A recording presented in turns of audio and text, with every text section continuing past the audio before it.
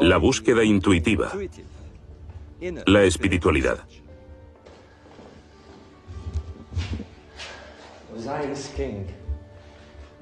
El rey Osiris.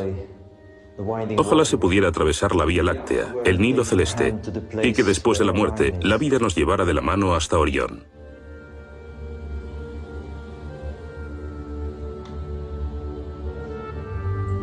En el alba de la historia, 2500 años antes de Cristo, una civilización construyó los monumentos más grandes del mundo. 13 millones de toneladas de piedra fueron transportadas a través del desierto. ¿Por qué? ¿Qué les impulsó?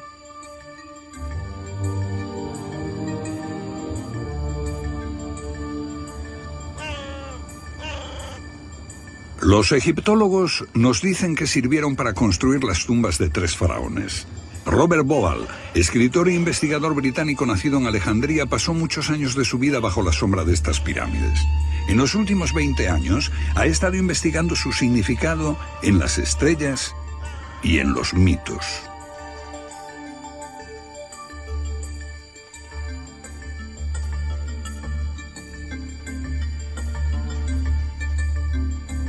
Al principio había oscuridad y un océano de caos. De allí emergió una colina y sobre esta se alzó el sol, Ra. Entonces el ave Bennu, el fénix, levantó vuelo y puso el mundo en movimiento.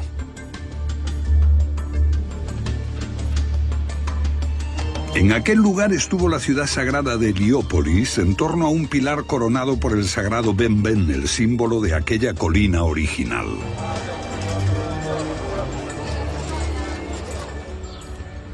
Esto es todo lo que queda de la ciudad de Heliópolis, en su momento la más sagrada del mundo antiguo. En esta fosa estaba el templo del sol, el templo del Fénix. Aquí llegaron los sabios griegos, Platón, Pitágoras, Solón, para aprender de los iniciados egipcios. Heliópolis fue representada con este jeroglífico, un pilar coronado con una cruz. Los antiguos egipcios la llamaban Inu, la ciudad del pilar. Y sabemos por antiguas inscripciones que allí se erigía un antiguo pilar mucho antes de que se construyeran las pirámides de Giza. Sabemos también que en su cima había una reliquia especialmente sagrada llamada Benben. El Benben se representa como un cono o pirámide. Pero esta fue la cruz del antiguo Egipto, el más santo de todos los símbolos. Este símbolo se encuentra aún en el Museo del Cairo. Es el brillante piramidión de una pirámide. Los sacerdotes de Heliópolis eran los personajes más importantes después del faraón. Tenían enorme prestigio como constructores, magos y astrónomos. Conocemos el nombre de uno de ellos, Imhotep, que mucho tiempo después sería venerado por los griegos como Esculapio, el padre de la medicina. Pero Imhotep también era legendario por su conocimiento del cielo y arquitecto de la Gran Pirámide. ¿El conocimiento de las estrellas influyó en su construcción? Los estudiosos dicen que los antiguos egipcios no poseían un alto conocimiento astronómico. Pero aquí está la evidencia de su sofisticado conocimiento del cielo. Miren las constelaciones del zodíaco: Leo, Tauro, Piscis, y aquí la constelación de Orión y la estrella Sirio. La constelación de Orión tuvo enorme importancia para muchas civilizaciones. Orión era el gran cazador con su cinturón de 3 estrellas. Para los egipcios era Osiris, el dios del más allá, y estaba relacionado íntimamente con las pirámides. Bauval quería saber hasta qué punto. Todo esto da testimonio de un grandioso plan unificado, un plan maestro. Pero en este plan hay algo desconcertante. Tenemos 3 pirámides, 2 de las cuales son casi del mismo tamaño y están colocadas en diagonal. Pero la tercera es mucho más pequeña y está alineada a la izquierda de esta diagonal. ¿Por qué? ¿Cuál era el plan de los constructores de estas pirámides? Este enigma me obsesionó durante años. Más tarde, en una noche como esta, estaba en el desierto con un amigo, y él me explicó cómo ascendería en el cielo la estrella Sirio, y señaló el cinturón de Orión, justo encima de aquella. Me dijo, ¿ves las 3 estrellas? Están alineadas, pero en lo alto la más pequeña está ligeramente desviada a la izquierda, y repentinamente descubrí ese plan.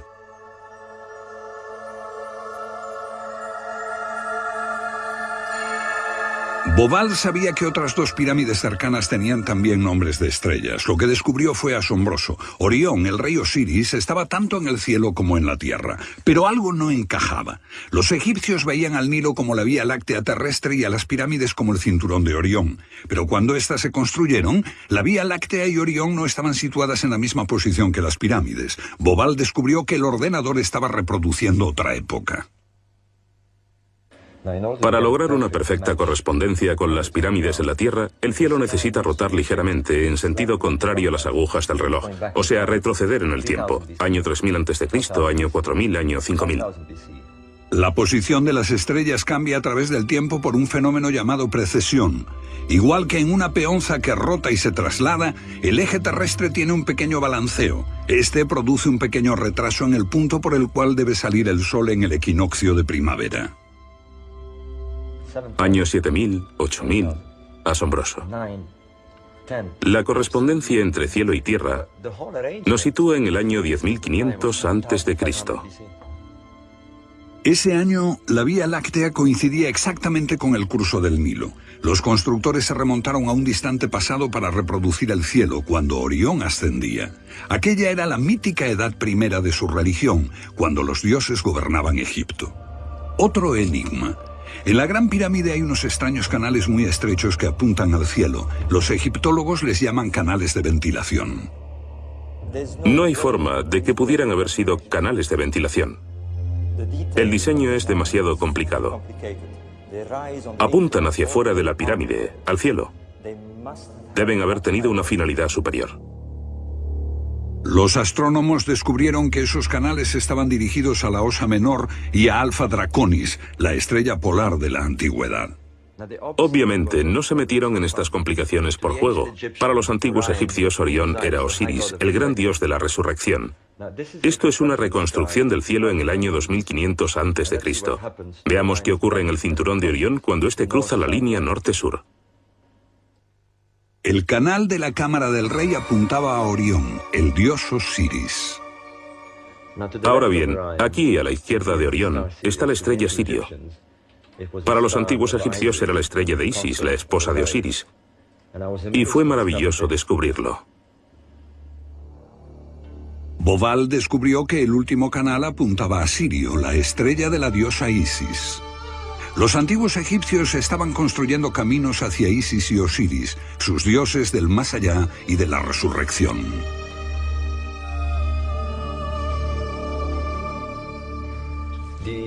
Los egipcios creían en una edad de oro cuando los dioses gobernaban la tierra. 4 niños salieron de las entrañas de la diosa del cielo, 4 humanos. 2 de ellos eran Isis y Osiris, y fundaron el reino del tiempo primero. Lo llamaron Zep-Tepi. Fue una edad dorada. Los dioses trajeron el conocimiento y la civilización.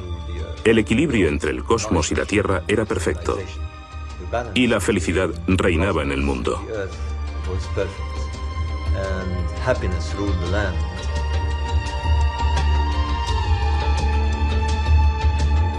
Una edad de oro en la que reinaba Osiris. Pero Set, su hermano, sintió celos y lo mató. El mundo se hundió en el caos cuando Set cortó el cuerpo de Osiris en 14 trozos. La sangre y la oscuridad envolvieron Egipto.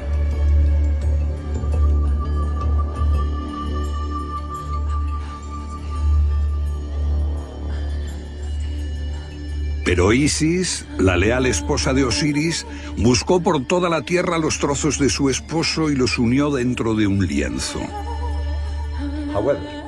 Pero ella no pudo encontrar el falo y fabricó un falo de oro con el que se impregnó de la semilla de Osiris y engendró un hijo, Horus, el niño divino. Horus se convirtió en el primer faraón y todos los faraones posteriores creían ser reencarnaciones de este Horus. Eran Horus vivientes.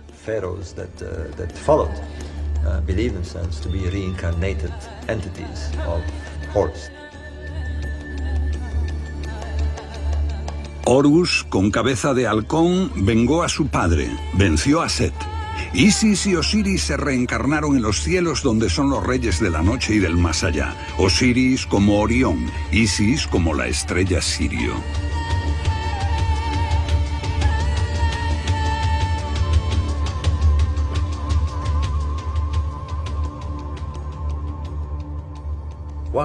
No podemos olvidar la importancia de la estrella Sirio.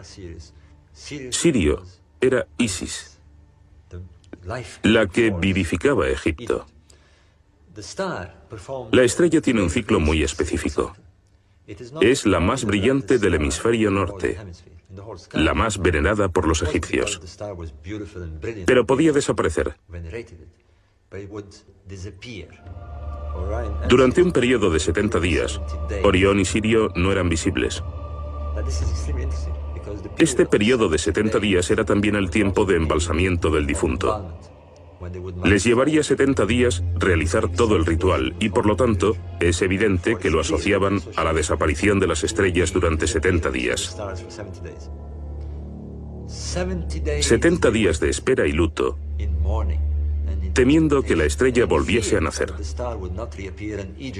Pero entonces, en un día mágico del solsticio de verano, 70 días después, la estrella resurgía en el horizonte por el este al amanecer, unos minutos antes que el sol.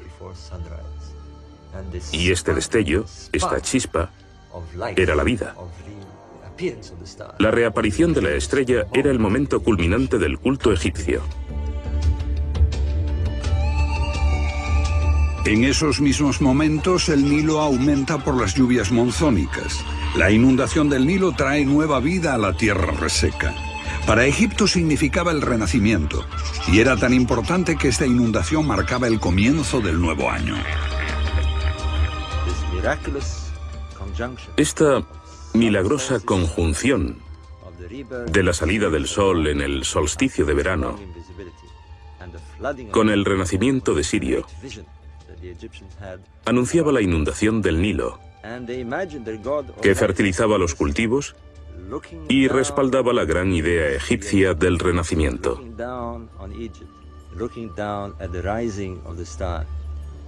Observando el cielo, se imaginaban a su dios Osiris contemplando su creación, contemplando a Egipto. De modo que esta estrella expresa la auténtica esencia de Egipto y la idea de su renacimiento anual.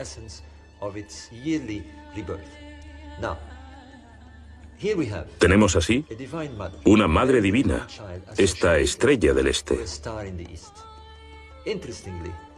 Curiosamente, el mismo concepto aparece 3000 años más tarde en un culto totalmente nuevo. Pero, ¿es realmente un culto nuevo?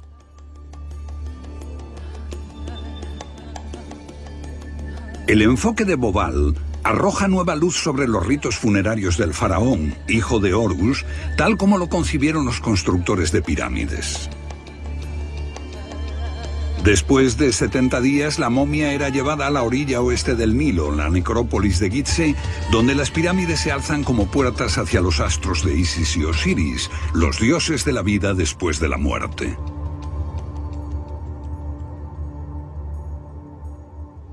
Les estoy llevando al interior de la tumba. Aquí están los escritos religiosos más antiguos de la historia, los textos de las pirámides. Su significado fue olvidado, porque los egiptólogos consideraron a la religión egipcia como un culto solar. Pero esta no es una religión del día y de la vida, es una religión de la noche y de los muertos. Estos textos nos dicen que el rey se convierte en una estrella en el reino de Osiris, en la constelación de Orión. Uno de esos textos dice, oh rey, tú eres compañero de Orión. Y otro afirma, puede que atravieses la Vía Láctea y vayas al lugar donde está Orión.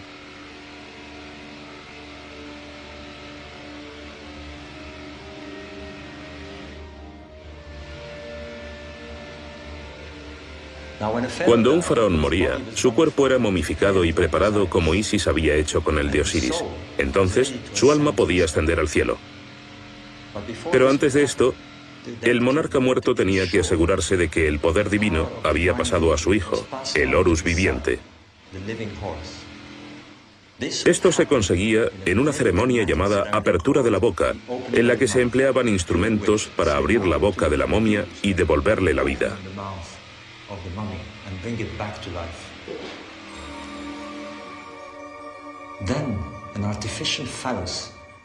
Después se colocaba un falo artificial en la boca, y el rey muerto era enviado a Sirio, la estrella de Isis.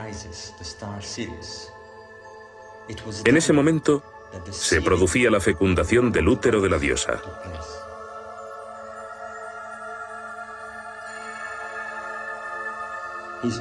Como su misión terrenal estaba cumplida, el rey muerto podía partir al cielo. En efecto, lo que tenemos aquí es el restablecimiento de la resurrección del mito de Osiris, en términos estelares.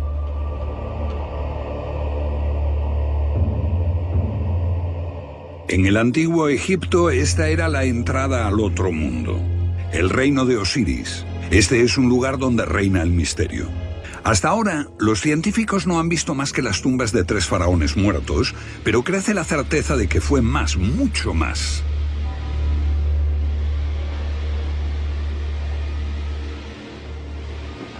En lo profundo de este canal, un prestigioso arqueólogo está excavando corredores y cavernas que reavivan el mito de Osiris. Esto se convirtió en un lugar sagrado para los egipcios. La gente quería ser enterrada aquí para estar en conexión con Osiris.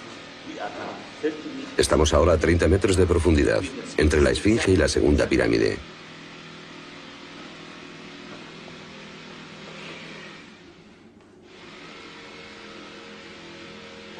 Hallamos restos de 4 pilares como este. Dentro hay agua. Bajo el agua hay un sarcófago. Sobre el sarcófago esta tapa. Cuando miré dentro del sarcófago no encontré nada, pero ¿por qué? Osiris no está aquí, pero su espíritu simbólicamente sí. Ellos lo veían como la tumba de Osiris, y esto es realmente un cenotafio simbólico de Osiris, y es único. Se convirtió en una leyenda porque mucha gente poseía una pequeña estatua del dios hecha de madera, con la erección. La erección significa resurrección, porque Osiris es el dios de la resurrección. Fue asesinado por el malvado Set, pero Isis lloró y sus lágrimas formaron el río Nilo. Ella restauró el pene que no pudo encontrar y con él tuvo a su hijo Horus, que venció al demonio.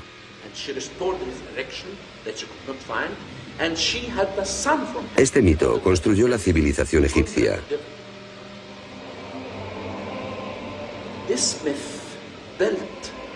Sin Isis, no hay Nilo. El Nilo fertiliza la tierra. Y sin Nilo no existe Egipto.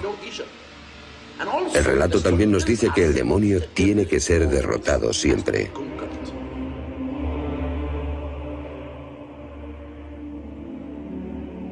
Eran mucho más que tumbas para faraones muertos.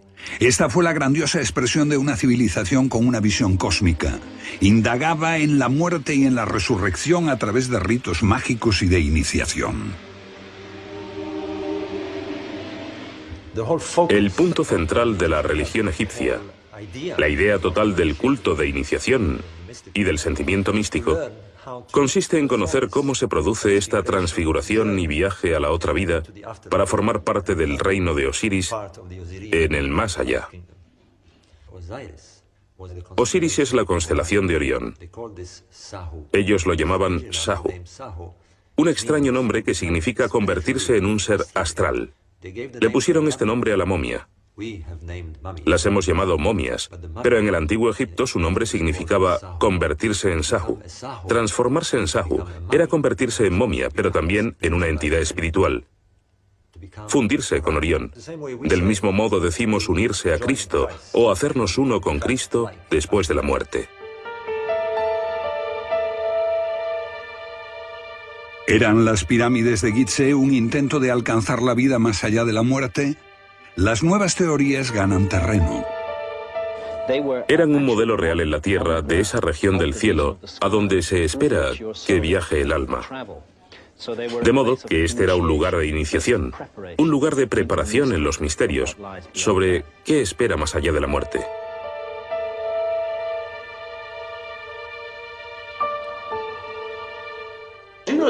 Los egipcios creían realmente en el misterio y la iniciación. En la meseta de Giza hay muchos túneles bajo las pirámides. La meseta de Giza es conocida como Neb Rastau. Rastau es cementerio, pero literalmente significa los túneles subterráneos.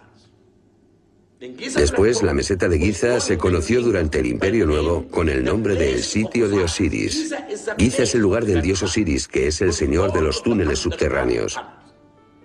Y por eso, creo yo, cortaron ese conducto. ¿Y ese conducto se dirige a la Gran Pirámide? ¿O no? Es posible que haya muchísimo trabajo para los arqueólogos. ¿Qué hay bajo la Esfinge, donde los sismógrafos detectaron varias cavidades? ¿Ocultan secretos sobre los orígenes más remotos de la civilización? ¿La gente era iniciada aquí en los misterios de lo que nos espera a todos? Creo que ellos se proponían, ante todo, adquirir experiencia en la vida, ejercer un efecto transformador en su existencia, de la que emergían más fuertes y más preparados para este viaje terrible que debían realizar después de la muerte. Eso, para mí, daba sentido a esta gran empresa.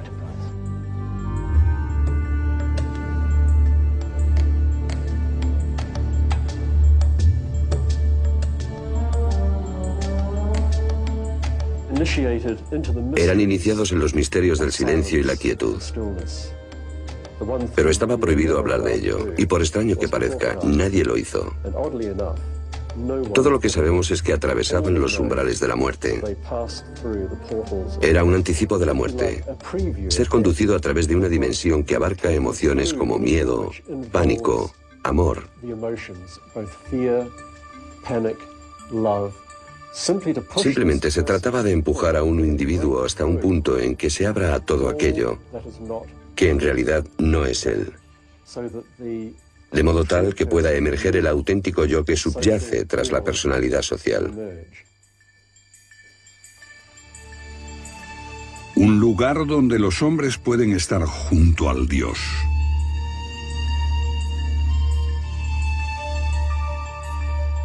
Miles de años antes de Cristo, el antiguo Egipto ya creía en un juicio final. Los pecados del hombre eran puestos en el platillo de una balanza. Si pesaban más que la pluma de la verdad, su esencia se perdía. Solo se salvaba la levedad liberada de lo superfluo. Esta era una civilización que buscaba una verdad interior.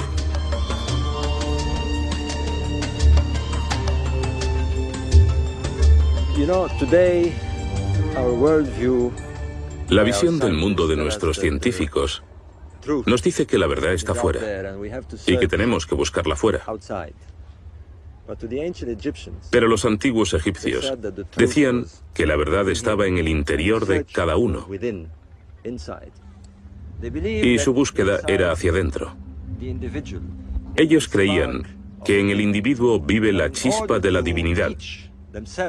Y para aprender a expandir esa llama interior, para alcanzar la plena madurez, tenían que hablar con su propio interior en un lenguaje que llamaban el idioma de los dioses. Veamos cómo percibían ese lenguaje. Si somos parte del cosmos, debemos comunicarnos con este.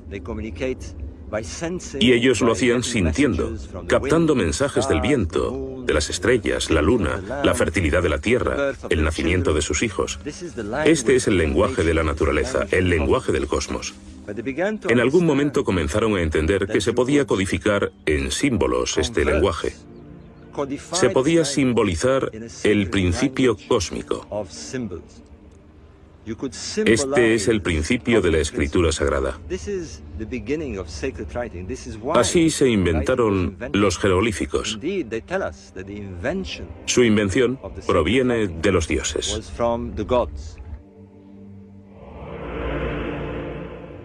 Tot, un dios con cabeza de ibis. Dios del conocimiento, divino mensajero que enseñaba los símbolos mágicos de la escritura. Tot fue quien inició a Isis en la magia de la resurrección.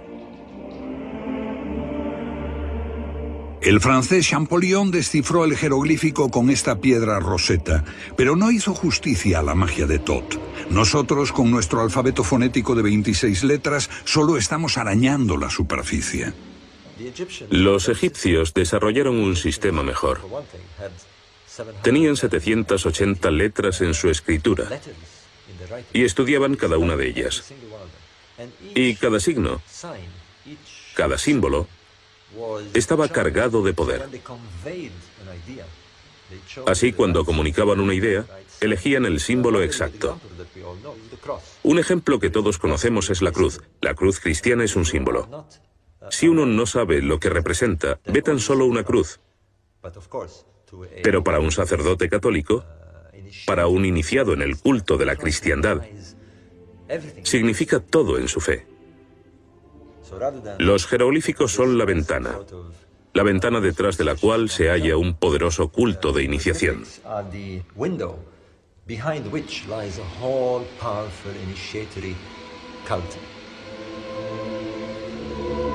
¿Qué significaba para los egipcios este símbolo en el que están iniciados todos los católicos? El misterio de la Eucaristía. Bobal cree que el antiguo Egipto hablaba en símbolos y que su magia aún puede hablarnos hoy, aunque no logremos entenderla.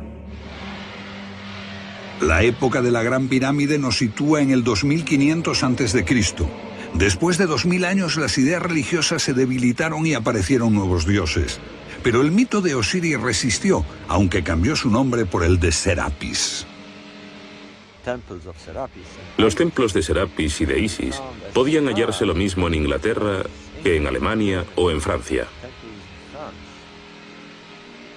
A partir del primer siglo después de Cristo, esta cultura se expandió por todo el Imperio Romano y rivalizó con la cristiandad emergente. Y también influyó en la cristiandad. Dentro del cristianismo, hubo una facción que creía necesario adquirir conocimientos mediante la búsqueda interior para alcanzar el estado divino.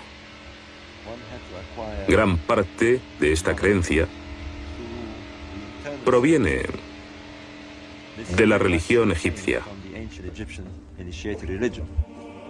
Alejandría, Egipto, un lugar de iniciación para los seguidores de una vieja fe y de una nueva.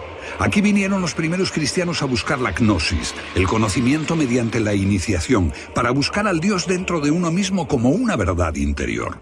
Para ellos, Jesús era un guía que les conduciría hasta la divina chispa de su interior. Para eso no necesitaban iglesia ni jerarquía, solo mirarse a sí mismos para encontrar a Dios. En un sentido, esto representa el otro mundo. Las tenebrosas regiones donde los iniciados se ponen en contacto con las divinidades. Es la luz penetrando en la oscuridad para alumbrar el camino del más allá. Los portales de la inmortalidad que conducen a una vida futura después de la muerte. Por lo tanto, los iniciados debían llegar aquí en absoluta oscuridad, quizá sin ninguna antorcha, y aquí se impregnarían del alma del lugar y se encontrarían en una particular posición. Habían alcanzado el punto donde es posible ir de la vida a la muerte y luego al renacimiento. Estas gentes fueron los primeros cristianos y el eslabón entre el culto mistérico de los antiguos egipcios y la religión agnóstica. La religión agnóstica es, en cierto sentido, el culto mistérico del antiguo Egipto, cristianizado. De modo que tenemos la resurrección representada por los rituales de momificación. Aquí vemos a Anubis sobre una momia y a Thoth, llamado Hermes por los griegos. Estamos aquí en el siglo II después de Cristo y vemos a los primeros cristianos haciendo rituales propios del antiguo Egipto, presentando la pluma de la verdad, el símbolo de la verdad, a la divinidad.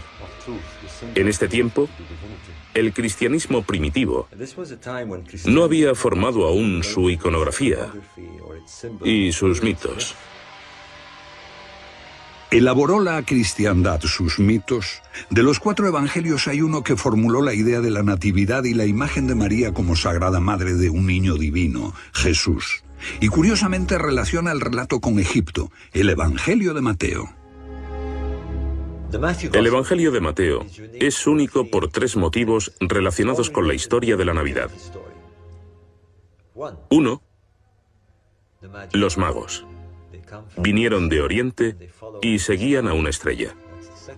El segundo, la estrella de Oriente. El tercero, la Sagrada Familia huyendo a Egipto para salvar al niño de Herodes y yendo a refugiarse en Heliópolis.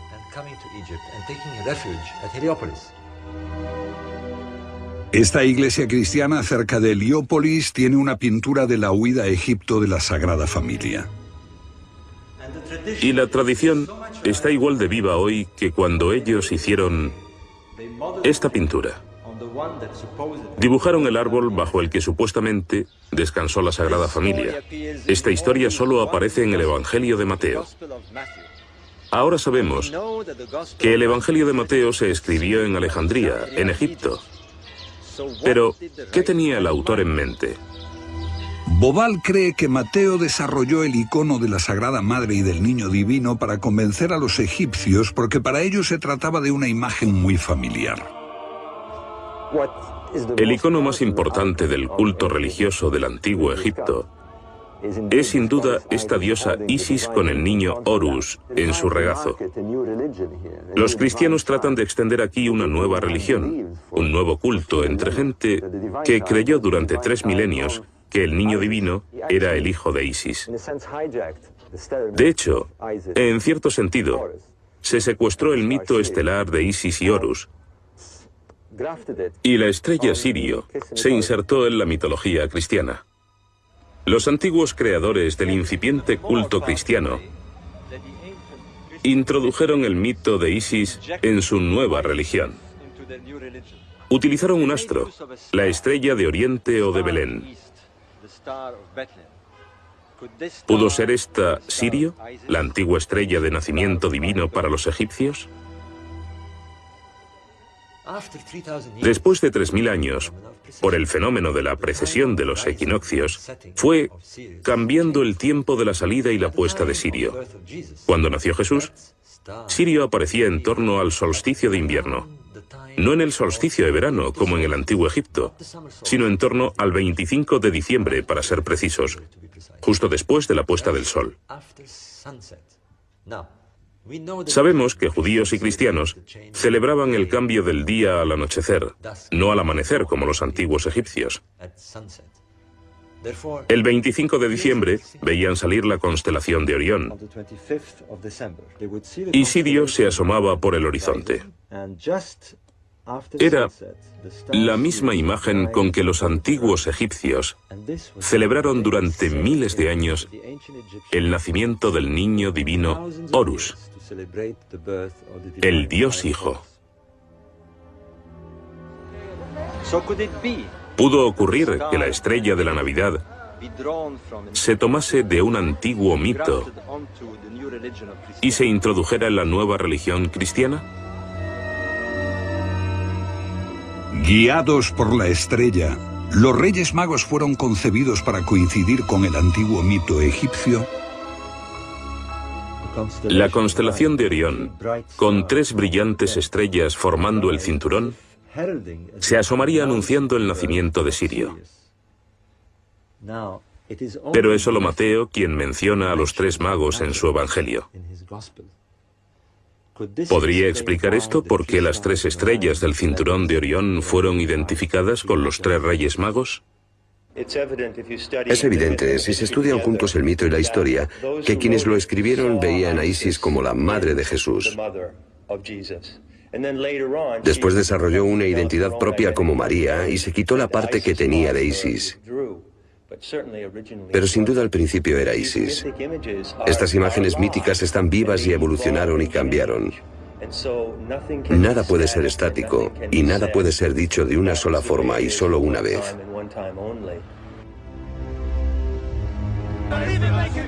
En sus comienzos, la cristiandad se resquebraja por los debates teológicos. Una iglesia ortodoxa con una jerarquía creciente de sacerdotes y obispos se enfrenta con los gnósticos que buscan a Dios dentro de sí mismos. Las bases de la fe son cuestionadas. La naturaleza de Cristo como el Hijo de Dios se discute con ardor. Ser agnóstico significa estar contra la ortodoxia de la Iglesia, porque los agnósticos no reconocieron a la Iglesia establecida, no la necesitaban. Ellos se comunicaban directamente con Dios, no necesitaban un mediador. Una fe individual que está ganando cada vez más terreno. En el corazón está el principio de la relación con la divinidad. Es personal, no hay sacerdotes, no hay jerarquías, ningún fenómeno administrativo, ningún líder. Eso es peligroso. Peligroso para las estructuras del poder, fatalmente subversivo. Nicea, año 325 después de Cristo. Constantino, el primer emperador romano que abrazó el cristianismo, reunió a los obispos.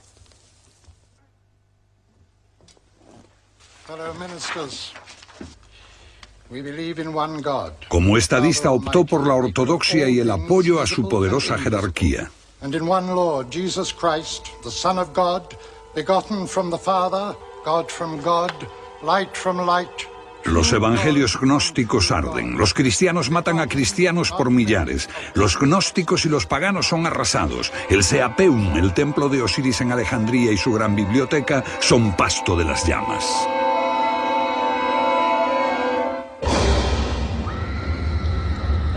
Y lo que reemplazó al sistema de conocimiento y a la gnosis fue la fe ciega,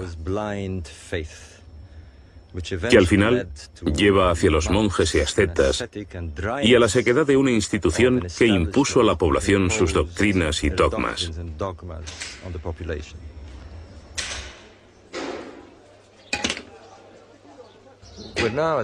Estamos ante la mayor encrucijada de la cultura mundial. Aquí está Fila, donde aún se conservan la cultura y la religión egipcia, el gran templo de Isis. Pero la chusma cristiana finalmente se abre paso con sus martillos y cinceles. Derriban lo que consideran imágenes paganas y empiezan a entrometerse. Los sacerdotes le rogaban: deteneos. Este es el templo más sagrado de Egipto. Es el templo de la diosa madre, miles de años. Vuestra diosa madre. Tenéis una diosa madre. Tenéis la vuestra. Y le rogaron que ocuparan el templo y lo usasen como un santuario cristiano. Y así, en una desesperada súplica para salvar el culto de Isis, los sacerdotes egipcios se hacían a un lado y dejaban que la nueva religión absorbiese su iconografía y sus símbolos. A finales de la antigüedad, los últimos supervivientes ocultaron de los perseguidores sus evangelios y la antigua filosofía.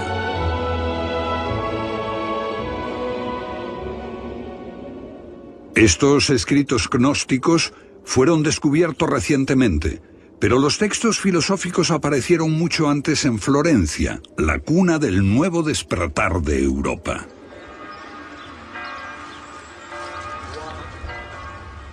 En 1460, un monje envió a Cosimo de Medici un montón de libros. Resultaron ser la Hermética, las palabras perdidas de Hermes Trismegisto, el Tod egipcio. Cosimo le pidió a su traductor Marsilio Ficino que dejase de lado a Platón y tradujese de inmediato los textos herméticos. Una bomba intelectual estaba a punto de estallar. De pronto, la sabiduría egipcia surgió ante la conciencia europea y se convirtió en algo sumamente importante.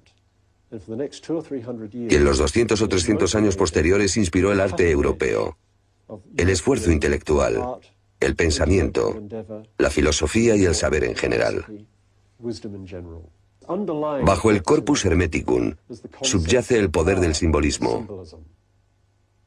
Esos símbolos no son solo algo por lo que se reconoce a alguien o un eslogan publicitario. Significan algo mucho más profundo. Ellos creían que el símbolo podía conducirles a la iniciación. El hermetismo se hizo tan popular que incluso el Papa Borgia decoraba sus apartamentos en el Vaticano con escenas de Osiris, Isis y Hermes Tot, imaginadas por pintores del Renacimiento. Aquí la religión insinuaba que contenía una verdad más antigua que algunos consideraban más sabia que la de Moisés y la Biblia. La Catedral de Siena muestra esta imagen de Hermes Trimegisto, el dios Tot, entregando la sabiduría de Egipto, y el fénix de la creación y la antigua Heliópolis. Los papas esparcen por toda Roma símbolos de la antigüedad y obeliscos egipcios.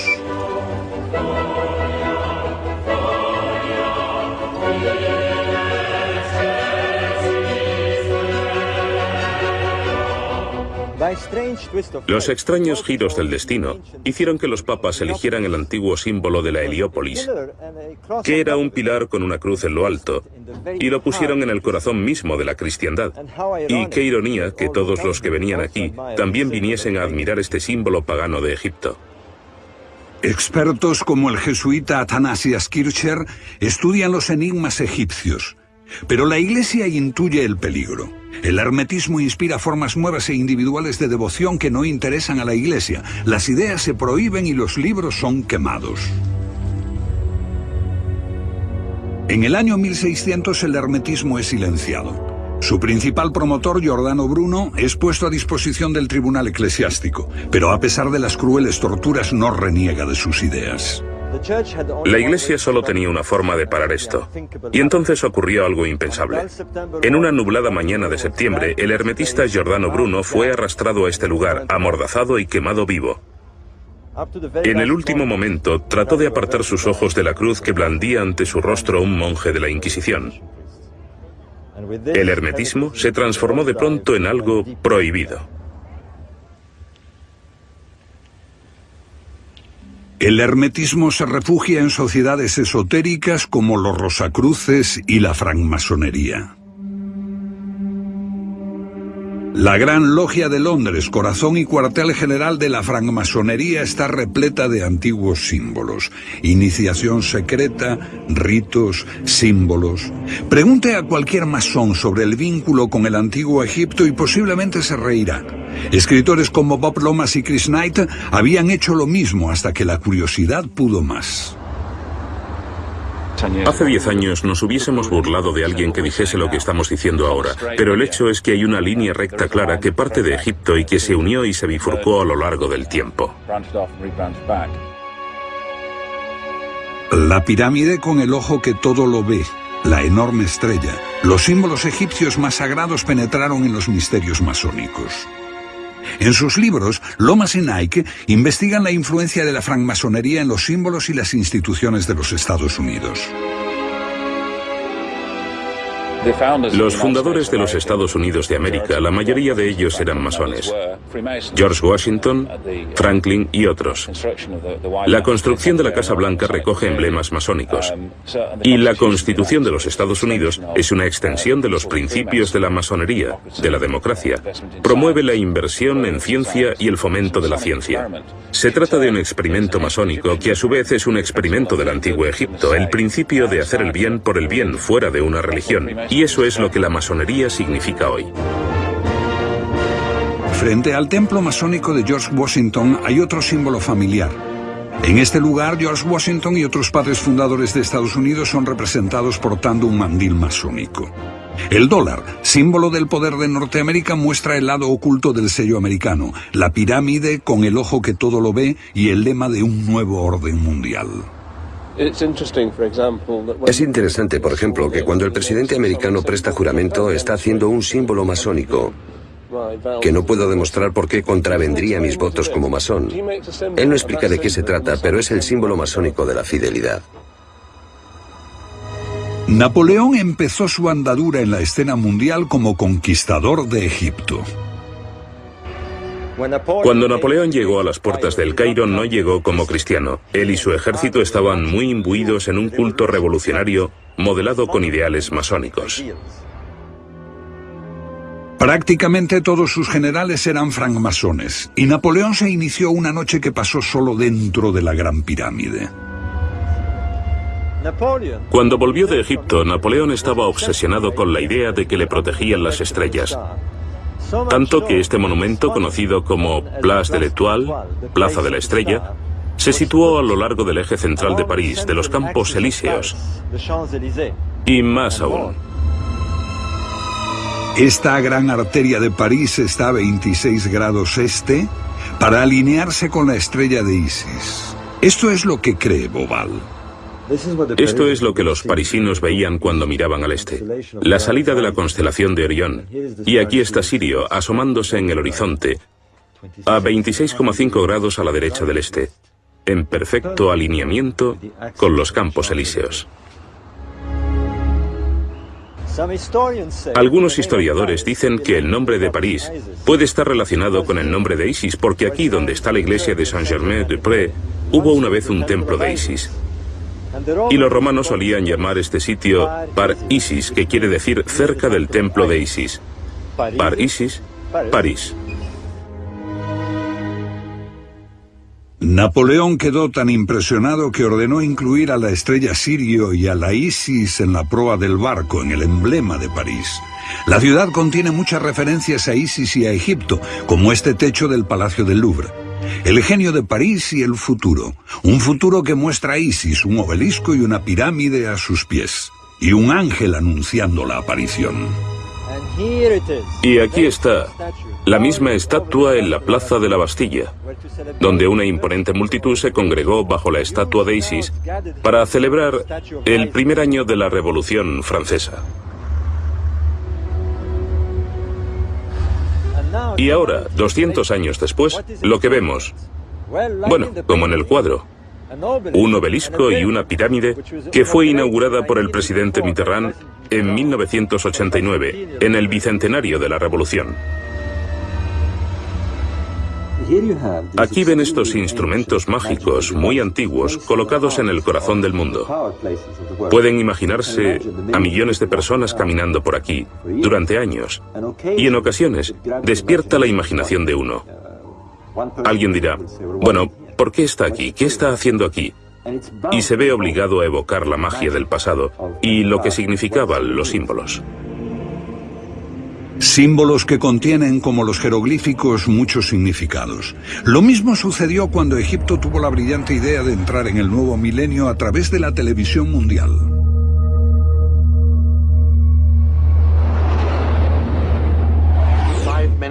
Cinco minutos antes de las 12 de la noche, un helicóptero llegará con el piramidón y lo pondrá en la cima de la pirámide.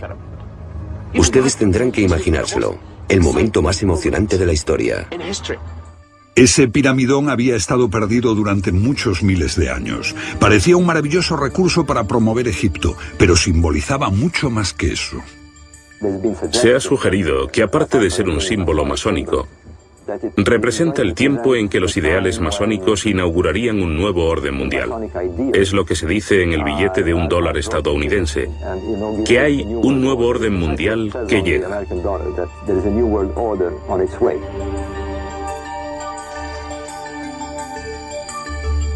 Un influyente profeta moderno, Edgar Cayce, había predicho la llegada de un nuevo Mesías, es decir, un nuevo Horus.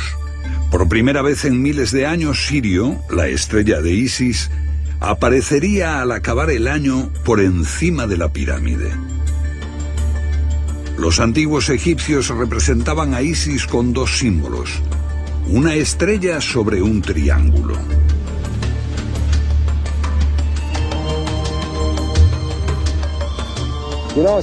Los símbolos son una forma curiosa de provocar cambios de ideas. Y por lo tanto, me habría gustado verlo, porque me gusta ver cosas así. Como una especie de magia antigua, algo que no se entiende. Está ahí para recordarnos que vivimos en un mundo mágico y que no lo hemos entendido del todo.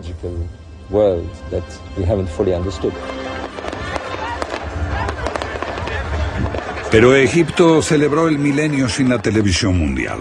La prensa radical islámica condenó ferozmente el evento como un complot capitalista y un golpe de la francmasonería. Y la fiesta acabó sin el piramidón. Pero, ¿por qué estos símbolos del pasado todavía nos conmueven tanto? Egipto es importante, no porque sea el único lugar del mundo donde ocurrieron cosas importantes, sino por la escenografía. La búsqueda intuitiva, la espiritualidad.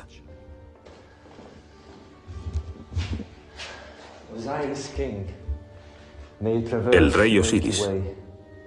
Ojalá se pudiera atravesar la Vía Láctea, el Nilo Celeste, y que después de la muerte, la vida nos llevara de la mano hasta Orión.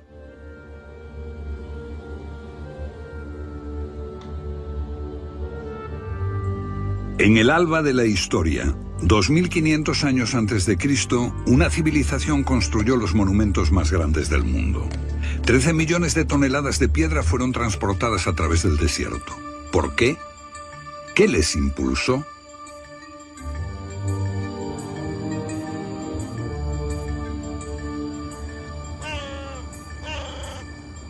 Los egiptólogos nos dicen que sirvieron para construir las tumbas de 3 faraones. Robert Bauval, escritor e investigador británico nacido en Alejandría, pasó muchos años de su vida bajo la sombra de estas pirámides. En los últimos 20 años ha estado investigando su significado en las estrellas y en los mitos.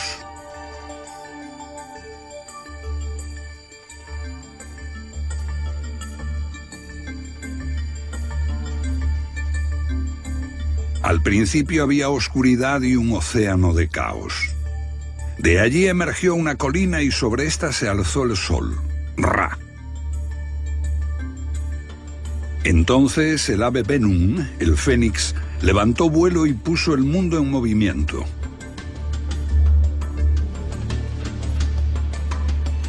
En aquel lugar estuvo la ciudad sagrada de Heliópolis, en torno a un pilar coronado por el sagrado Ben-Ben, el símbolo de aquella colina original.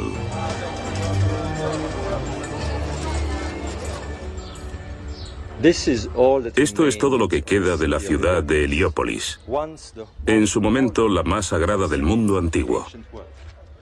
En esta fosa estaba el templo del sol, el templo del Fénix. Aquí llegaron los sabios griegos, Platón, Pitágoras, Solón, para aprender de los iniciados egipcios. Heliópolis fue representada con este jeroglífico, un pilar coronado con una cruz. Los antiguos egipcios la llamaban Inu, la ciudad del pilar. Y sabemos por antiguas inscripciones que allí se erigía un antiguo pilar mucho antes de que se construyeran las pirámides de Giza. Sabemos también que en su cima había una reliquia especialmente sagrada llamada Ben-Ben. El Ben-Ben se representa como un cono o pirámide. Pero esta fue la cruz del antiguo Egipto, el más santo de todos los símbolos. Este símbolo se encuentra aún en el Museo del Cairo. Es el brillante piramidión de una pirámide. Los sacerdotes de Heliópolis eran los personajes más importantes después del faraón. Tenían enorme prestigio como constructores, magos y astrónomos. Conocemos el nombre de uno de ellos, Imhotep, que mucho tiempo después sería venerado por los griegos como Esculapio, el padre de la medicina. Pero Imhotep también era legendario por su conocimiento del cielo y arquitecto de la Gran Pirámide. ¿El conocimiento de las estrellas influyó en su construcción? Los estudiosos dicen que los antiguos egipcios no poseían un alto conocimiento astronómico. Pero aquí está la evidencia de su sofisticado conocimiento del cielo. Miren las constelaciones del zodíaco: Leo, Tauro, Piscis, y aquí la constelación de Orión y la estrella Sirio. La constelación de Orión tuvo enorme importancia para muchas civilizaciones. Orión era el gran cazador con su cinturón de 3 estrellas. Para los egipcios era Osiris, el dios del más allá, y estaba relacionado íntimamente con las pirámides. Bobal quería saber hasta qué punto. Todo esto da testimonio de un grandioso plan unificado, un plan maestro. Pero en este plan hay algo desconcertante. Tenemos 3 pirámides, 2 de las cuales son casi del mismo tamaño y están colocadas en diagonal. Pero la tercera es mucho más pequeña y está alineada a la izquierda de esta diagonal. ¿Por qué? ¿Cuál era el plan de los constructores de estas pirámides? Este enigma me obsesionó durante años. Más tarde, en una noche como esta, estaba en el desierto con un amigo, y él me explicó cómo ascendería en el cielo la estrella Sirio, y señaló el cinturón de Orión justo encima de aquella. Me dijo: ¿ves las 3 estrellas? Están alineadas, pero en lo alto la más pequeña está ligeramente desviada a la izquierda, y repentinamente descubrí ese plan.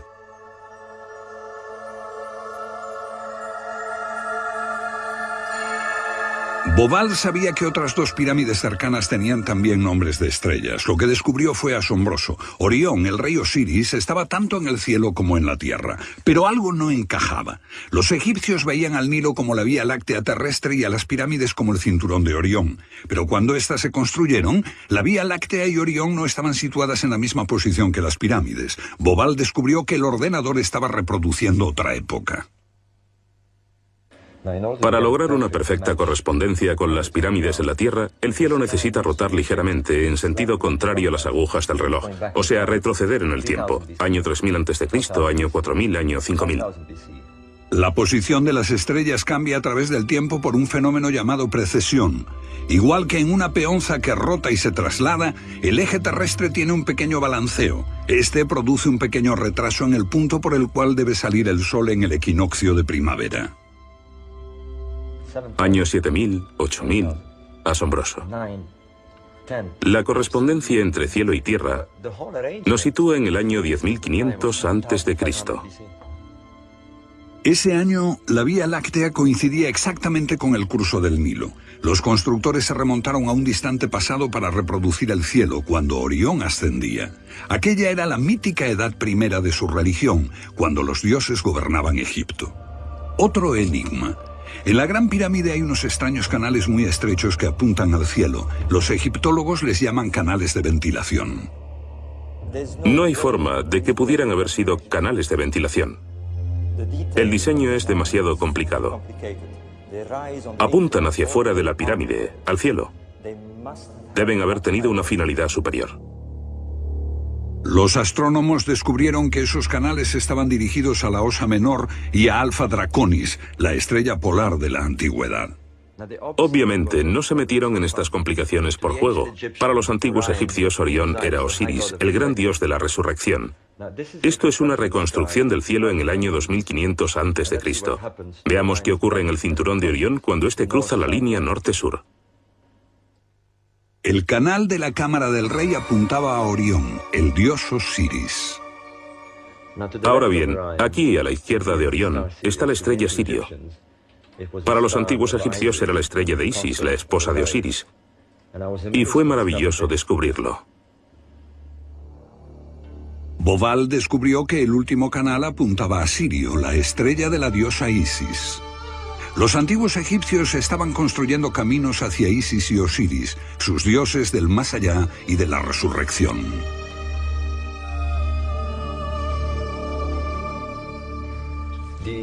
Los egipcios creían en una edad de oro cuando los dioses gobernaban la tierra.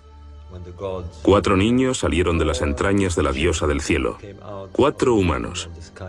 2 de ellos eran Isis y Osiris, y fundaron el reino del tiempo primero. Lo llamaron Zep-Tepi. Fue una edad dorada. Los dioses trajeron el conocimiento y la civilización. El equilibrio entre el cosmos y la tierra era perfecto. Y la felicidad reinaba en el mundo.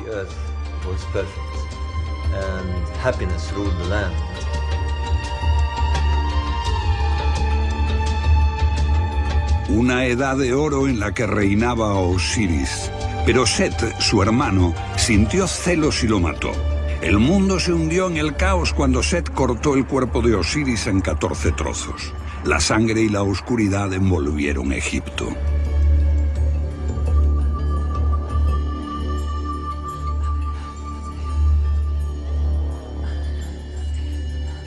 Pero Isis, la leal esposa de Osiris, buscó por toda la tierra los trozos de su esposo y los unió dentro de un lienzo. Pero ella no pudo encontrar el falo, y fabricó un falo de oro con el que se impregnó de la semilla de Osiris y engendró un hijo, Horus, el niño divino. Horus se convirtió en el primer faraón, y todos los faraones posteriores creían ser reencarnaciones de este Horus. Eran Horus vivientes.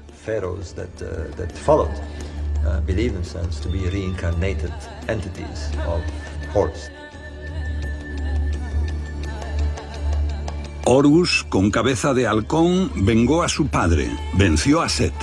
Isis y Osiris se reencarnaron en los cielos donde son los reyes de la noche y del más allá. Osiris como Orión, Isis como la estrella Sirio.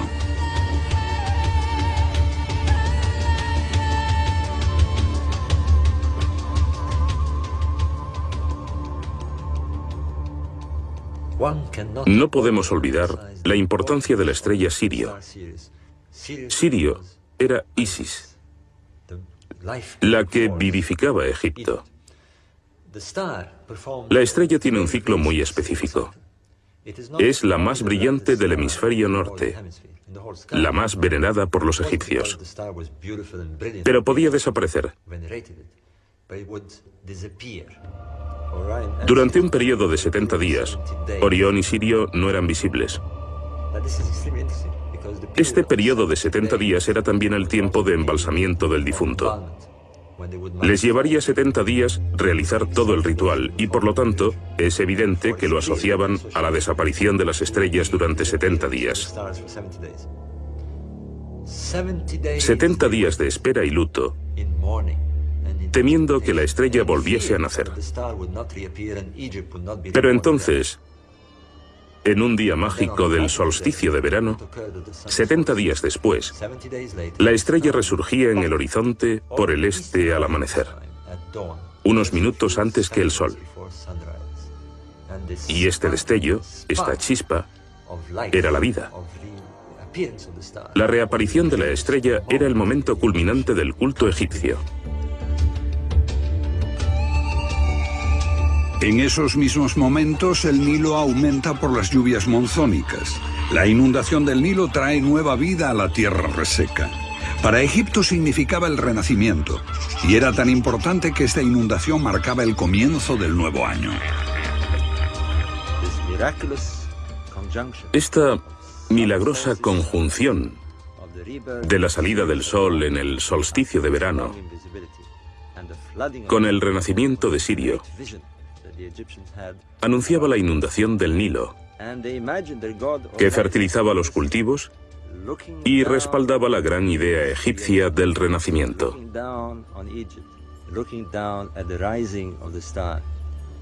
Observando el cielo, se imaginaban a su dios Osiris contemplando su creación, contemplando a Egipto. De modo que esta estrella expresa la auténtica esencia de Egipto y la idea de su renacimiento anual.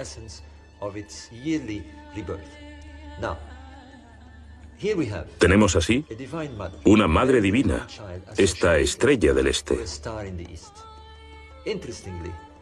Curiosamente, el mismo concepto aparece 3000 años más tarde en un culto totalmente nuevo. Pero, ¿es realmente un culto nuevo?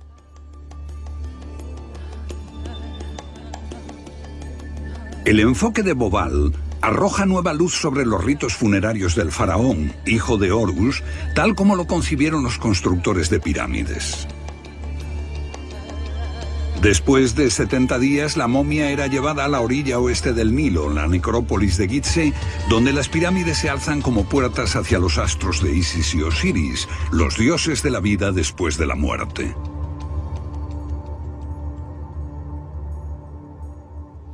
Les estoy llevando al interior de la tumba.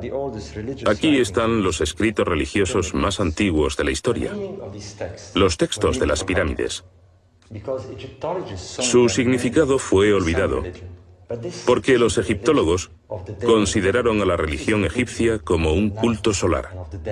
Pero esta no es una religión del día y de la vida, es una religión de la noche y de los muertos.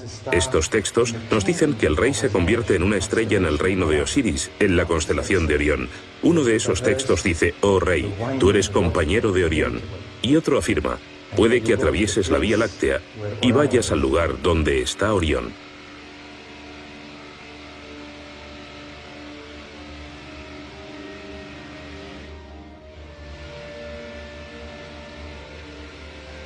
Cuando un faraón moría, su cuerpo era momificado y preparado como Isis había hecho con el de Osiris. Entonces, su alma podía ascender al cielo. Pero antes de esto, el monarca muerto tenía que asegurarse de que el poder divino había pasado a su hijo, el Horus viviente.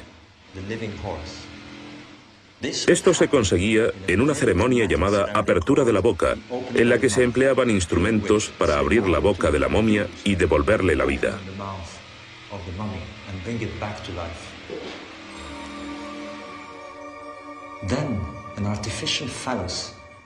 Después se colocaba un falo artificial en la boca, y el rey muerto era enviado a Sirio, la estrella de Isis.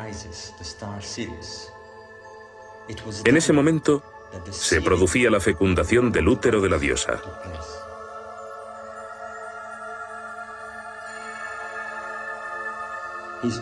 Como su misión terrenal estaba cumplida, el rey muerto podía partir al cielo. En efecto, lo que tenemos aquí es el restablecimiento de la resurrección del mito de Osiris, en términos estelares.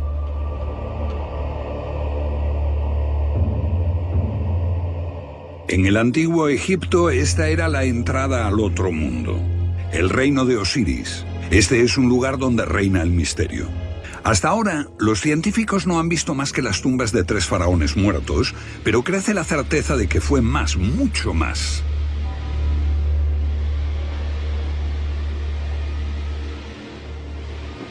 En lo profundo de este canal, un prestigioso arqueólogo está excavando corredores y cavernas que reavivan el mito de Osiris. Esto se convirtió en un lugar sagrado para los egipcios. La gente quería ser enterrada aquí para estar en conexión con Osiris. Estamos ahora a 30 metros de profundidad, entre la Esfinge y la segunda pirámide.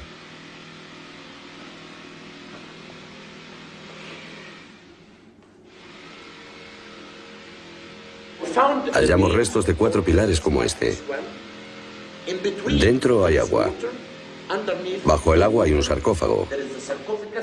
Sobre el sarcófago esta tapa. Cuando miré dentro del sarcófago no encontré nada, pero ¿por qué?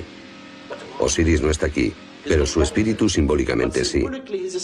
Ellos lo veían como la tumba de Osiris, y esto es realmente un cenotafio simbólico de Osiris, y es único. Se convirtió en una leyenda porque mucha gente poseía una pequeña estatua del dios hecha de madera, con la erección. La erección significa resurrección, porque Osiris es el dios de la resurrección. Fue asesinado por el malvado Set, pero Isis lloró y sus lágrimas formaron el río Nilo. Ella restauró el pene que no pudo encontrar y con él tuvo a su hijo Horus, que venció al demonio.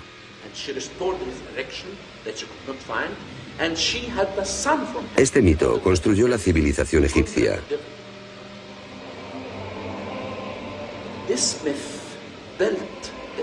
Sin Isis, no hay Nilo. El Nilo fertiliza la tierra. Y sin Nilo no existe Egipto. El relato también nos dice que el demonio tiene que ser derrotado siempre.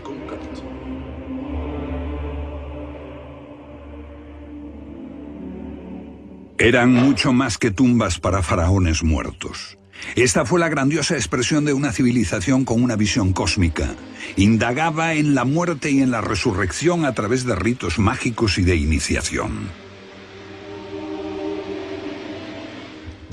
El punto central de la religión egipcia, la idea total del culto de iniciación y del sentimiento místico, consiste en conocer cómo se produce esta transfiguración y viaje a la otra vida para formar parte del reino de Osiris en el más allá. Osiris es la constelación de Orión. Ellos lo llamaban Sahu, un extraño nombre que significa convertirse en un ser astral. Le pusieron este nombre a la momia. Las hemos llamado momias, pero en el antiguo Egipto su nombre significaba convertirse en Sahu. Transformarse en Sahu era convertirse en momia, pero también en una entidad espiritual. Fundirse con Orión. Del mismo modo decimos unirse a Cristo o hacernos uno con Cristo después de la muerte. ¿Eran las pirámides de Gizeh un intento de alcanzar la vida más allá de la muerte? Las nuevas teorías ganan terreno. Eran un modelo real en la Tierra de esa región del cielo a donde se espera que viaje el alma. De modo que este era un lugar de iniciación, un lugar de preparación en los misterios sobre qué espera más allá de la muerte.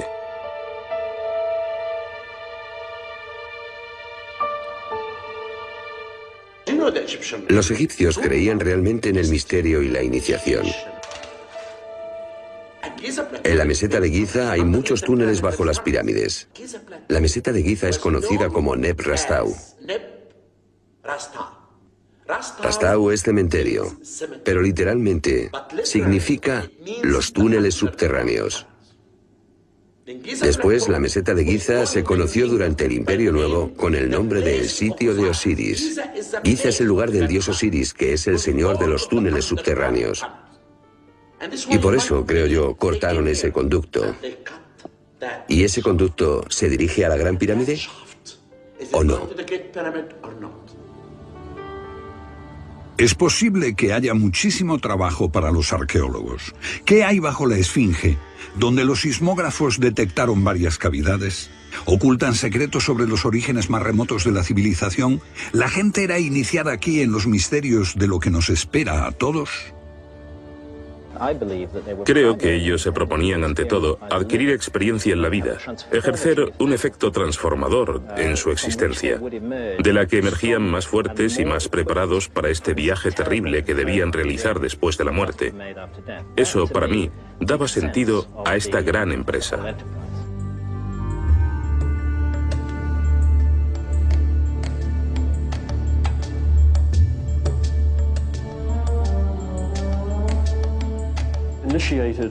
Eran iniciados en los misterios del silencio y la quietud. Pero estaba prohibido hablar de ello, y por extraño que parezca, nadie lo hizo. Todo lo que sabemos es que atravesaban los umbrales de la muerte. Era un anticipo de la muerte. Ser conducido a través de una dimensión que abarca emociones como miedo, pánico, amor. Simplemente se trataba de empujar a un individuo hasta un punto en que se abra a todo aquello que en realidad no es él. De modo tal que pueda emerger el auténtico yo que subyace tras la personalidad social. Un lugar donde los hombres pueden estar junto al Dios.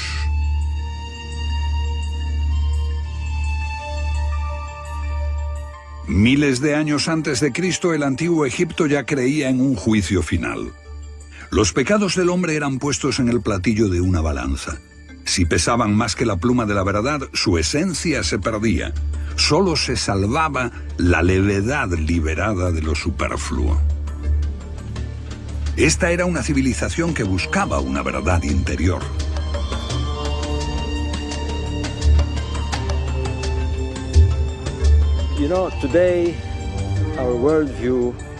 La visión del mundo de nuestros científicos nos dice que la verdad está fuera y que tenemos que buscarla fuera. Pero los antiguos egipcios decían que la verdad estaba en el interior de cada uno y su búsqueda era hacia adentro. Ellos creían que en el individuo vive la chispa de la divinidad y para aprender a expandir esa llama interior, para alcanzar la plena madurez, tenían que hablar con su propio interior en un lenguaje que llamaban el idioma de los dioses. Veamos cómo percibían ese lenguaje. Si somos parte del cosmos, debemos comunicarnos con este. Y ellos lo hacían sintiendo, captando mensajes del viento, de las estrellas, la luna, la fertilidad de la tierra, el nacimiento de sus hijos.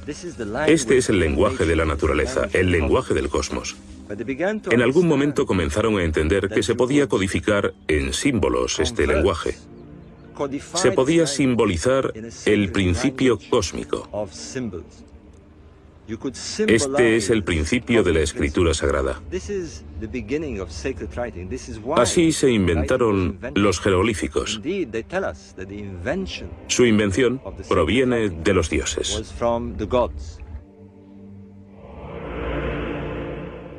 Tot, un dios con cabeza de ibis. Dios del conocimiento, divino mensajero que enseñaba los símbolos mágicos de la escritura. Tot fue quien inició a Isis en la magia de la resurrección. El francés Champollion descifró el jeroglífico con esta piedra roseta, pero no hizo justicia a la magia de Tot. Nosotros, con nuestro alfabeto fonético de 26 letras, solo estamos arañando la superficie. Los egipcios desarrollaron un sistema mejor. Tenían 780 letras en su escritura y estudiaban cada una de ellas. Y cada signo, cada símbolo, estaba cargado de poder. Así, cuando comunicaban una idea, elegían el símbolo exacto. Un ejemplo que todos conocemos es la cruz. La cruz cristiana es un símbolo. Si uno no sabe lo que representa, ve tan solo una cruz. Pero para un sacerdote católico, para un iniciado en el culto de la cristiandad, significa todo en su fe. Los jeroglíficos son la ventana detrás de la cual se halla un poderoso culto de iniciación.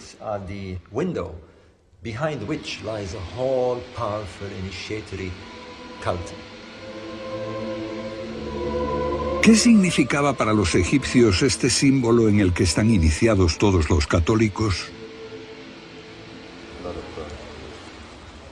El misterio de la Eucaristía. Bobal cree que el antiguo Egipto hablaba en símbolos y que su magia aún puede hablarnos hoy, aunque no logremos entenderla. La época de la Gran Pirámide nos sitúa en el 2500 a.C. Después de 2000 años, las ideas religiosas se debilitaron y aparecieron nuevos dioses.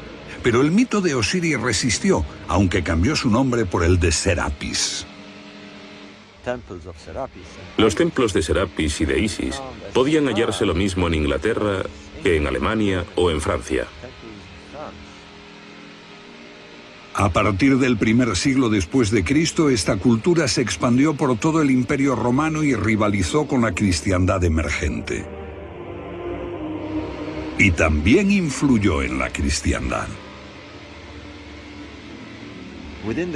Dentro del cristianismo, hubo una facción que creía necesario adquirir conocimientos mediante la búsqueda interior para alcanzar el estado divino.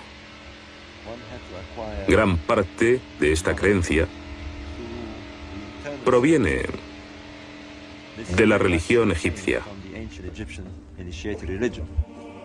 Alejandría, Egipto, un lugar de iniciación para los seguidores de una vieja fe y de una nueva. Aquí vinieron los primeros cristianos a buscar la gnosis, el conocimiento mediante la iniciación, para buscar al Dios dentro de uno mismo como una verdad interior. Para ellos, Jesús era un guía que les conduciría hasta la divina chispa de su interior. Para eso no necesitaban iglesia ni jerarquía, solo mirarse a sí mismos para encontrar a Dios. En un sentido, esto representa el otro mundo. Las tenebrosas regiones donde los iniciados se ponen en contacto con las divinidades. Es la luz penetrando en la oscuridad para alumbrar el camino del más allá. Los portales de la inmortalidad que conducen a una vida futura, después de la muerte. Por lo tanto, los iniciados debían llegar aquí en absoluta oscuridad, quizá sin ninguna antorcha, y aquí se impregnarían del alma del lugar y se encontrarían en una particular posición. Habían alcanzado el punto donde es posible ir de la vida a la muerte y luego al renacimiento. Estas gentes fueron los primeros cristianos y el eslabón entre el culto mistérico de los antiguos egipcios y la religión agnóstica. La religión agnóstica es, en cierto sentido, el culto mistérico del antiguo Egipto, cristianizado. De modo que tenemos la resurrección representada por los rituales de momificación. Aquí vemos a Anubis sobre una momia y a Thoth, llamado Hermes por los griegos.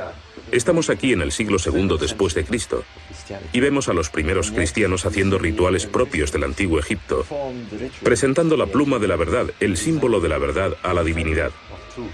En este tiempo, el cristianismo primitivo no había formado aún su iconografía y sus mitos.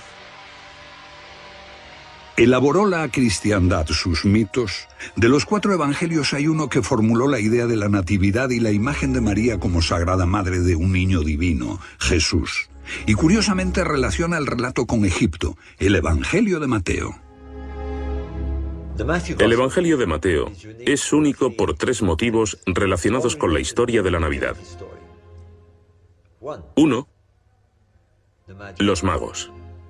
Vinieron de Oriente y seguían a una estrella. El segundo, la estrella de Oriente. El tercero, la Sagrada Familia huyendo a Egipto para salvar al niño de Herodes y yendo a refugiarse en Heliópolis.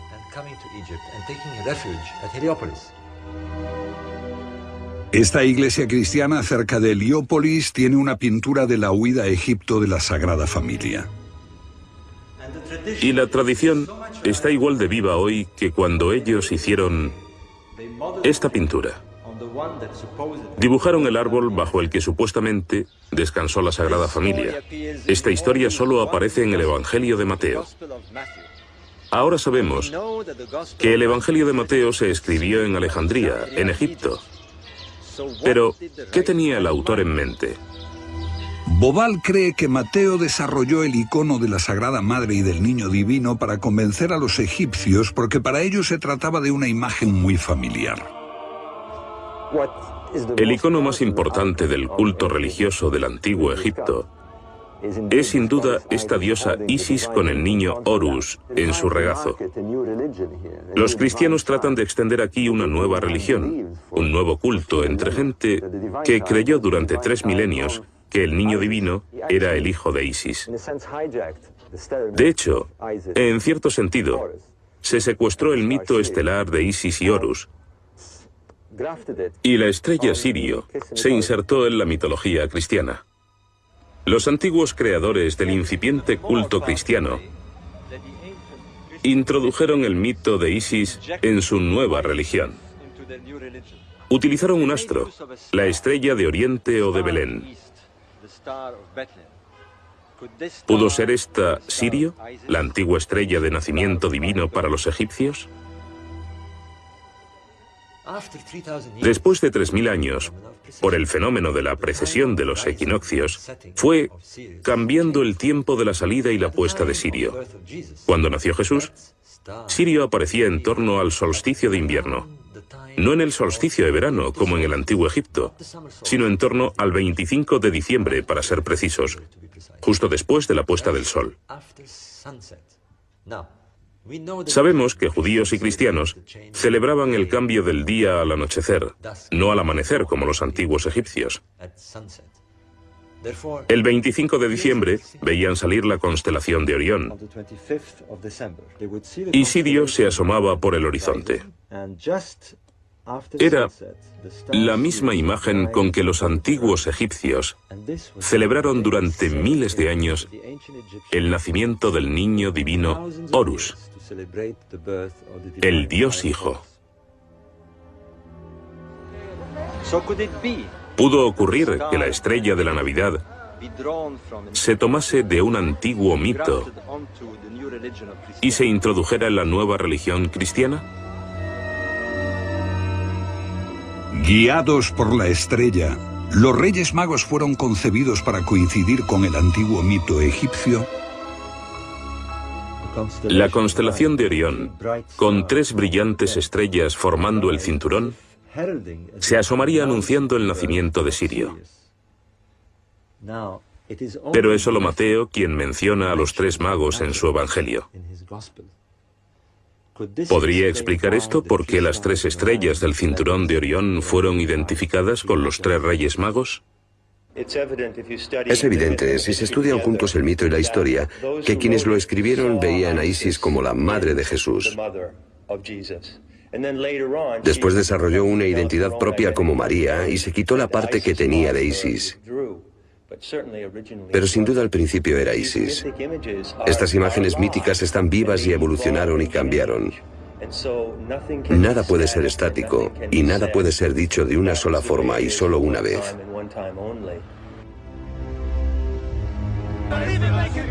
En sus comienzos, la cristiandad se resquebraja por los debates teológicos. Una iglesia ortodoxa con una jerarquía creciente de sacerdotes y obispos se enfrenta con los gnósticos que buscan a Dios dentro de sí mismos. Las bases de la fe son cuestionadas. La naturaleza de Cristo como el Hijo de Dios se discute con ardor. Ser agnóstico significa estar contra la ortodoxia de la Iglesia, porque los agnósticos no reconocieron a la Iglesia establecida, no la necesitaban. Ellos se comunicaban directamente con Dios, no necesitaban un mediador. Una fe individual que está ganando cada vez más terreno. En el corazón está el principio de la relación con la divinidad. Es personal, no hay sacerdotes, no hay jerarquías, ningún fenómeno administrativo, ningún líder. Eso es peligroso. Peligroso para las estructuras del poder, fatalmente subversivo. Nicea, año 325 después de Cristo. Constantino, el primer emperador romano que abrazó el cristianismo, reunió a los obispos.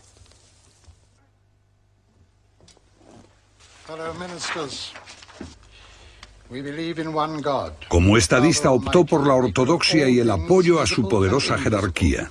And in one Lord, Jesus Christ, the Son of God, begotten from the Father, God from God, light from light. Los evangelios gnósticos arden. Los cristianos matan a cristianos por millares. Los gnósticos y los paganos son arrasados. El Seapeum, el templo de Osiris en Alejandría y su gran biblioteca son pasto de las llamas.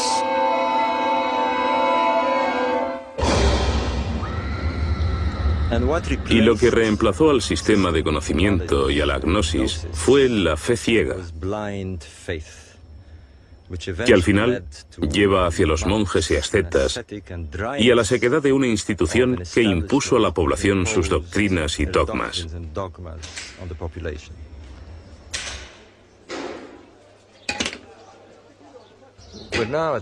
Estamos ante la mayor encrucijada de la cultura mundial.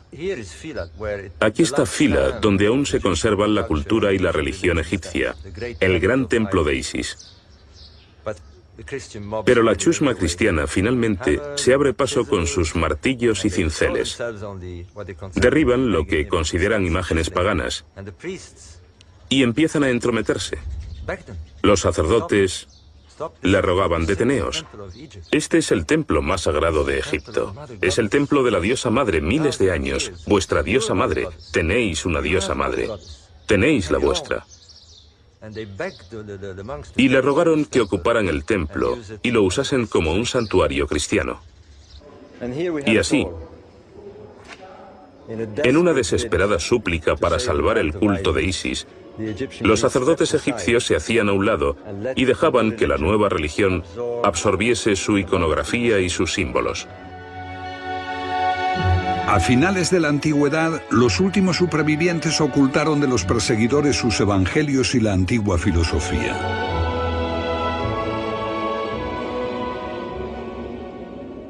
Estos escritos gnósticos fueron descubiertos recientemente, pero los textos filosóficos aparecieron mucho antes en Florencia, la cuna del nuevo despertar de Europa.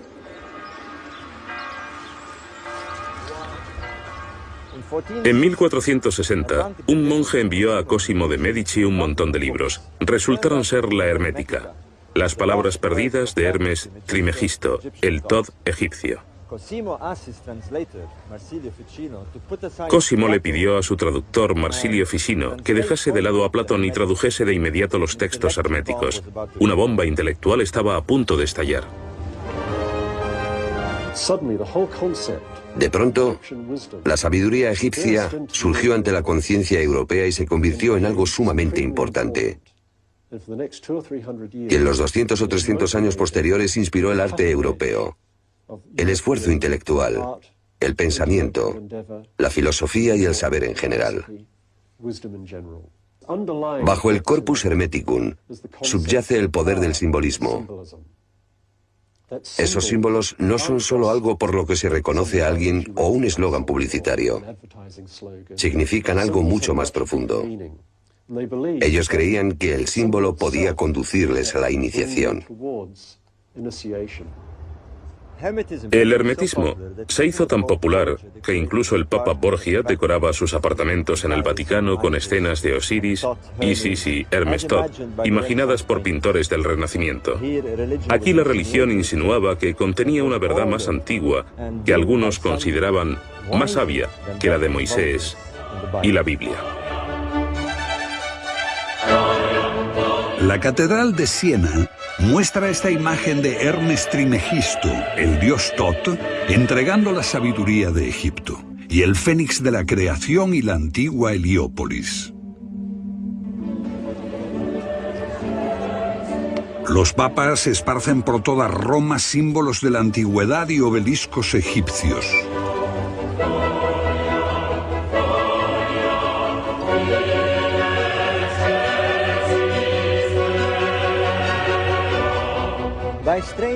Los extraños giros del destino hicieron que los papas eligieran el antiguo símbolo de la Heliópolis, que era un pilar con una cruz en lo alto, y lo pusieron en el corazón mismo de la cristiandad. Y qué ironía que todos los que venían aquí también viniesen a admirar este símbolo pagano de Egipto. Expertos como el jesuita Athanasius Kircher estudian los enigmas egipcios, pero la Iglesia intuye el peligro. El hermetismo inspira formas nuevas e individuales de devoción que no interesan a la Iglesia. Las ideas se prohíben y los libros son quemados. En el año 1600 el hermetismo es silenciado. Su principal promotor, Giordano Bruno, es puesto a disposición del tribunal eclesiástico, pero a pesar de las crueles torturas no reniega de sus ideas. La Iglesia solo tenía una forma de parar esto, y entonces ocurrió algo impensable. En una nublada mañana de septiembre, el hermetista Giordano Bruno fue arrastrado a este lugar, amordazado y quemado vivo. En el último momento, trató de apartar sus ojos de la cruz que blandía ante su rostro un monje de la Inquisición. El hermetismo se transformó de pronto en algo prohibido. El hermetismo se refugia en sociedades esotéricas como los Rosacruces y la francmasonería. La Gran Logia de Londres, corazón y cuartel general de la francmasonería, está repleta de antiguos símbolos. Iniciación secreta, ritos, símbolos. Pregunte a cualquier masón sobre el vínculo con el antiguo Egipto y posiblemente se reirá. Escritores como Bob Lomas y Chris Knight habían hecho lo mismo hasta que la curiosidad pudo más.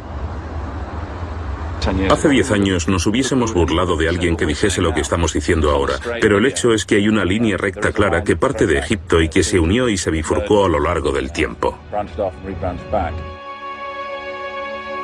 La pirámide con el ojo que todo lo ve, la enorme estrella, los símbolos egipcios más sagrados penetraron en los misterios masónicos.